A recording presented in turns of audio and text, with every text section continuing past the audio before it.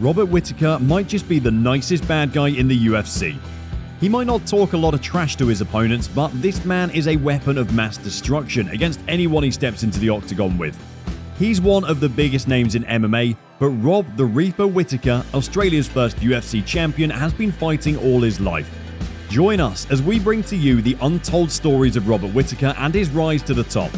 Also, make sure you stick around till the end where we reveal his awesome earnings for being a phenomenal fighter. Having said that, let's get this video started.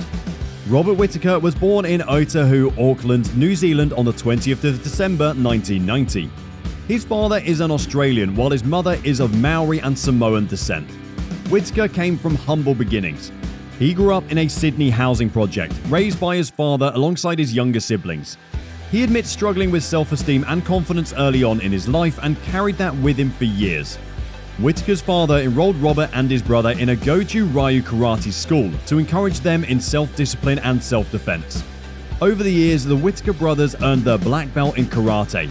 It was at this point that things got serious. After training in the discipline for a little over 8 years, he earned his black belt. His father offered him the chance to change to another sport or drop karate entirely. While his brother decided to drop out, Robert chose to switch to Hapkido. He learned Hapkido until the moment his coach decided to transition his Hapkido gym to a full-time MMA gym. Having no other choice, Whittaker took it up and was hooked.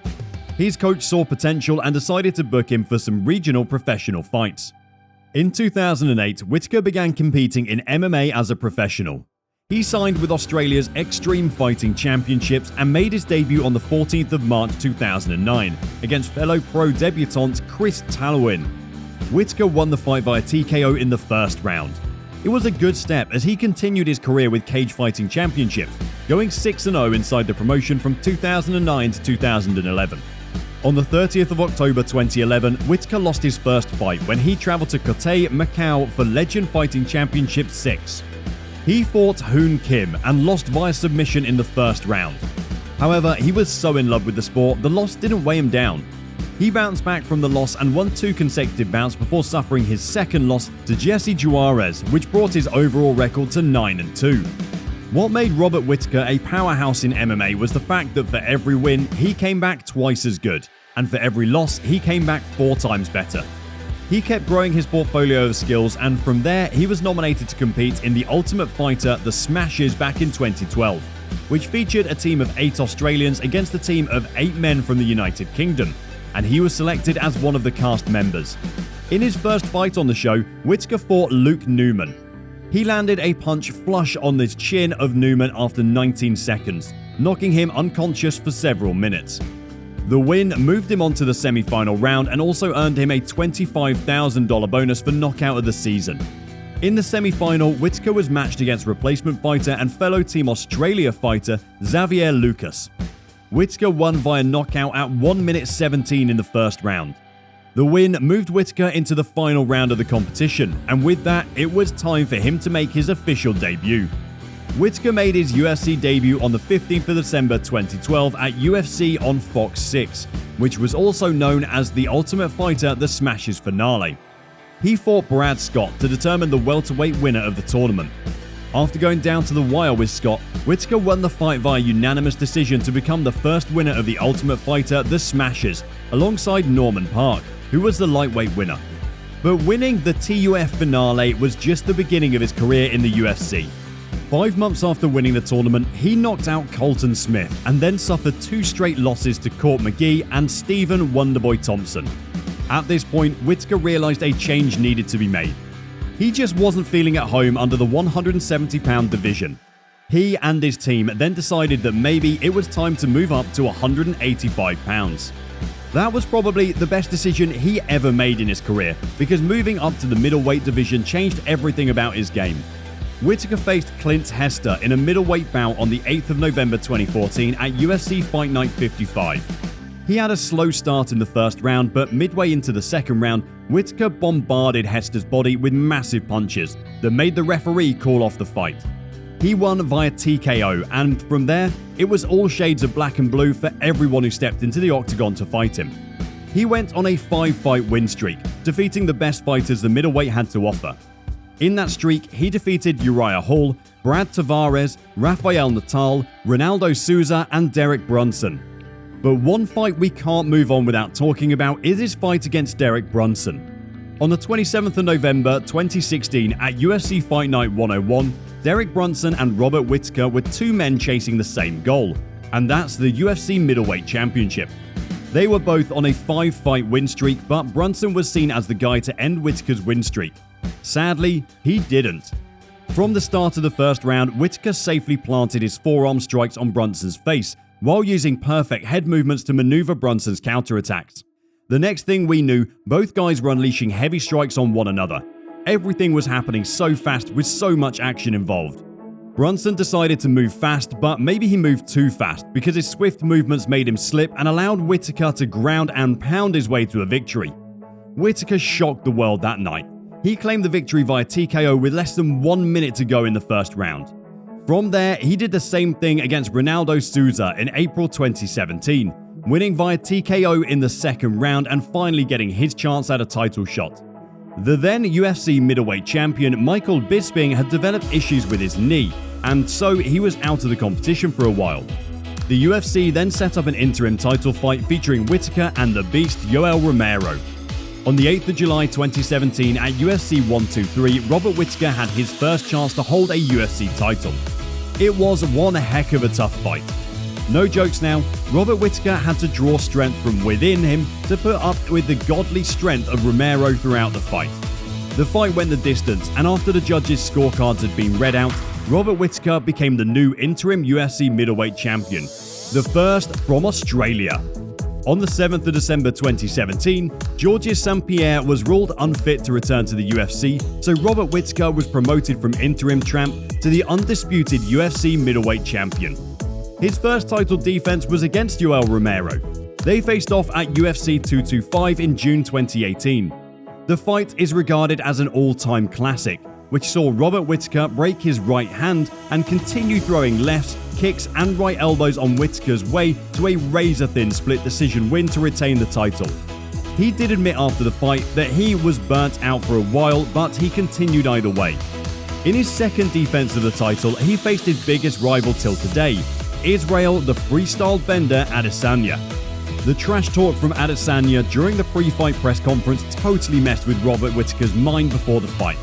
Adesanya versus Whittaker at UFC 243 was crazy. What even made it crazier was the fact that it was in Whittaker's hometown of Melbourne, Australia. But sadly, he couldn't make his home crowd happy because he wasn't composed throughout. He was eager to knock out Adesanya, but ended up getting knocked out himself in the second round.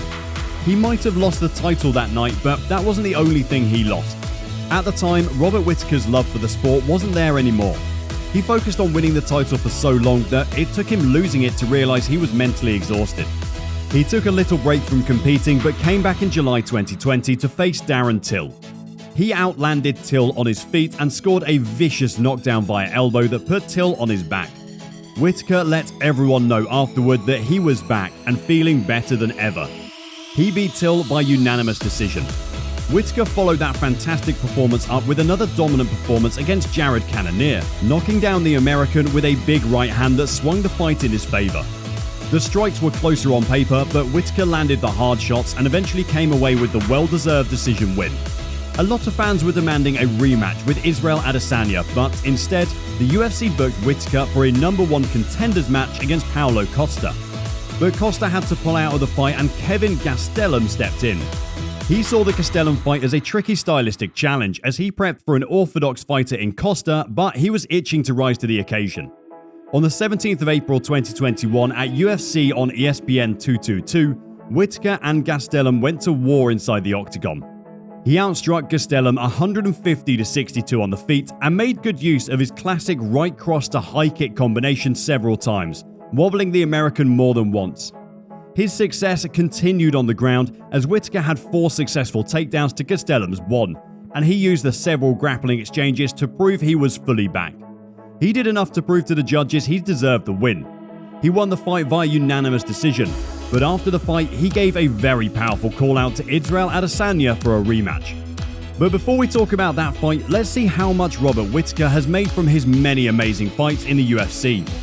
And if you're a new subscriber to our channel, comment I subbed in the comments section down below and instantly get qualified for our monthly new subscribers shoutout. If you want a free shoutout in one of our upcoming videos, then go comment I subbed right now. Robert Whittaker's earnings have been a little bit inconsistent in the UFC. He earned $16,000 for winning the final of TUF, the Smashers welterweight tournament. He then earned his first six-figure paycheck for his win against Derek Brunson in 2016, where he earned $169,000. His highest purse came from his rematch against Yoel Romero. Romero missed weight, so $70,000 of his purse was given to Whittaker. The fight also won the Fight of the Night award, so Whittaker was awarded the entire $100,000 that was meant to be split between both of them. He earned a total of $610,000 that night. Presently, his total career earnings stand at $4,074,000, and his net worth is estimated to be $5 million. Robert Whittaker and his wife Sophia have three sons, John, Jack, and Jace, and a daughter, Liliana. Whittaker also has legal guardianship of his younger half-sister and brothers, Karehi and Henry Matafei. Whittaker also held clinics for youths in his spare time at his home gym, hoping to be a good role model to them and get more kids into combat sports. He also participated in freestyle wrestling for a bit in 2017 back in Australia. But on the 12th of February 2022 at UFC 271, Robert Whittaker entered the octagon once again to face the undisputed welterweight champion Israel Adesanya. The opening round looked like it would be a repeat of their first meeting at UFC 243. Adesanya began the fight by switching stances and thrashing Whittaker's legs with various kicks. He nearly ended the fight one round earlier this time around as he dropped Whittaker with a solid left hand, but Whittaker quickly gathered his bearings and made it back to his feet. Even though Whittaker started to get into a bit of a rhythm as the fight went on, he threw and connected with more volume, especially with his left hand. He also started using ground attack to get Adesanya down, but Adesanya quickly made it back to his feet and continued to assault Whittaker's leg.